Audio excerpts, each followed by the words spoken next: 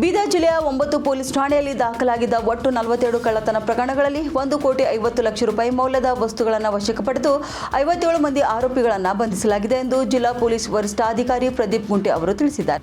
ಜಿಲ್ಲಾ ಪೊಲೀಸ್ ವರಿಷ್ಠಾಧಿಕಾರಿ ಕಚೇರಿ ಆವರಣದಲ್ಲಿ ಪತ್ರಿಕಾಗೋಷ್ಠಿ ನಡೆಸಿ ಮಾತನಾಡಿದ ಅವರು, ಭಾಲ್ಕಿಯ ಗ್ರಾಮೀಣ ಪೊಲೀಸ್ ಠಾಣೆ ವ್ಯಾಪ್ತಿಯಲ್ಲಿ ಕಳ್ಳತನವಾದ ಪ್ರಕರಣಗಳಲ್ಲಿ 5,32,000 ರೂಪಾಯಿಗಿಂತಲೂ ಹೆಚ್ಚು ನಗದು ಹಣ, 1,50,000 ರೂಪಾಯಿ ಮೌಲ್ಯದ 15 ಗ್ರಾಂ ಚಿನ್ನ ಹಾಗೂ 6,50,000 ರೂಪಾಯಿ ಮೌಲ್ಯದ ಒಂದು ಐಚರ್ ಟೆಂಪೋ ವಾಹನ ಜಪ್ತಿ ಮಾಡಲಾಗಿದೆ.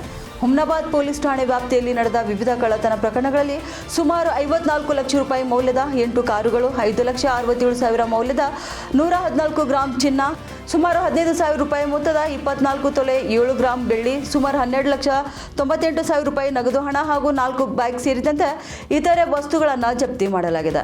ಹೀಗೆ ಜಿಲ್ಲೆಯ 9 ಪೊಲೀಸ್ ಠಾಣೆಯಲ್ಲಿ ದಾಖಲಾಗಿದ್ದಂತಹ ಒಟ್ಟು 42 ಕಳ್ಳತನ ಪ್ರಕರಣಗಳಲ್ಲಿ 1,50,00,000 ರೂಪಾಯಿ ಮೌಲ್ಯದ ವಸ್ತುಗಳನ್ನು ಜಪ್ತಿ ಮಾಡಲಾಗಿದೆ. ಇಂದು ಆ ವಸ್ತು ಕಳೆದುಕೊಂಡವರಿಗೆ ಮತ್ತೆ ಅವುಗಳನ್ನು ಹಸ್ತಾಂತರ ಮಾಡಲಾಗುವುದು ಎಂದು ಅವರು ಹೇಳಿದ್ದಾರೆ. ಒಟ್ಟಿನಲ್ಲಿ ಬೀದರ್ ಜಿಲ್ಲೆಯಲ್ಲಿ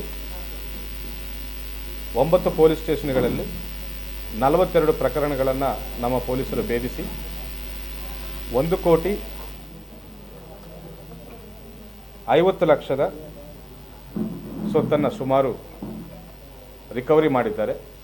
ಅದರಲ್ಲಿ ಮುಖ್ಯವಾಗಿ ನಾವು ನೋಡಿದರೆ ಭಾಲ್ಕಿ ಗ್ರಾಮೀಣ ಪೊಲೀಸ್ ಸ್ಟೇಷನಲ್ಲಿ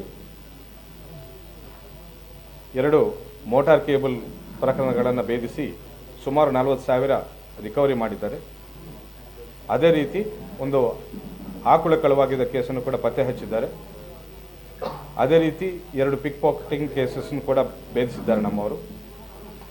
ಅದೇ ರೀತಿ ಒಂದು ರಾಬರಿ ಕೇಸ್ ಥರ ಒಂದು ದಾಖಲೆ ಆಗಿದೆ ಭಾಲ್ಕಿ ಗ್ರಾಮೀಣ ಪೊಲೀಸ್ ಸ್ಟೇಷನಲ್ಲಿ. ಓನರು ಸುಮಾರು ಒಂದು 4 ಲಕ್ಷ ಅಮೌಂಟನ್ನು ಕಲೆಕ್ಟ್ ಮಾಡ್ಕೊಂಡು ಬನ್ನಿ ಅಂತ ಡ್ರೈವರ್ಗೂ ಕ್ಲೀನರ್ ಹೇಳಿದಾಗ ರಾಬರಿ ಆಗಿದೆ ಅಂತ ಒಂದು ಕತೆ ಕಟ್ಟಿ ಪ್ರಕರಣ ದಾಖಲಾಗಿದೆ.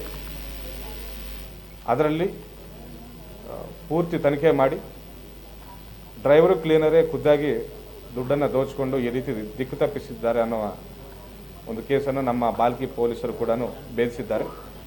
ಅದೇ ರೀತಿ ಹುಮ್ನಾಬಾದ್ ಪೊಲೀಸ್ ಸ್ಟೇಷನು ಸುಮಾರು 8 ಕಾರುಗಳನ್ನು ನಮ್ಮವರು ಸೀಸ್ ಮಾಡಿದ್ದಾರೆ. ಒಬ್ಬನೇ ಕಳ್ಳ ಇದ್ದಾನೆ.